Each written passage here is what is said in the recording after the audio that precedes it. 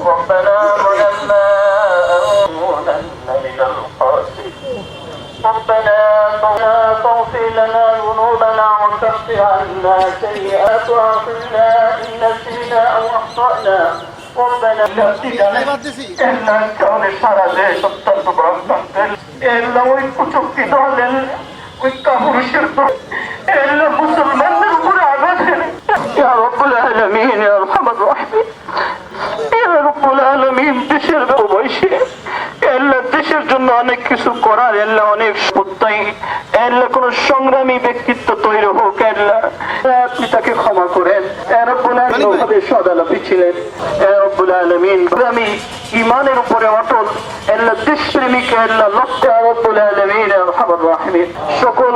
ষড়যন্ত্র থেকে দেশকে জাতিকে আল্লাহ আপনি যে অসুস্থ আল্লাহ এখনো চিকিৎসাধীন আল্লাহ আপনি তাকে পরিপূর্ণ সুস্থতা দান করেন জীবন দিয়েছেন আল্লাহ মেহেরবানি করে তাকেও আপনি কবুল করেন।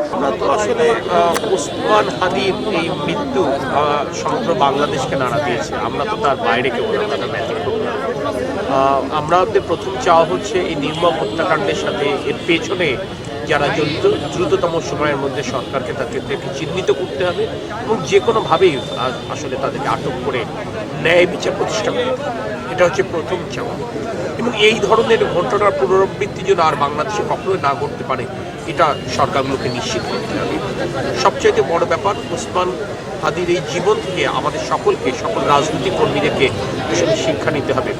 তার দেশপ্রেম থেকে, তার সততা থেকে, আধিপত্যবাদী শক্তি, সাম্রাজ্যবাদী শক্তির বিরুদ্ধে সোচ্চার কণ্ঠ থেকে।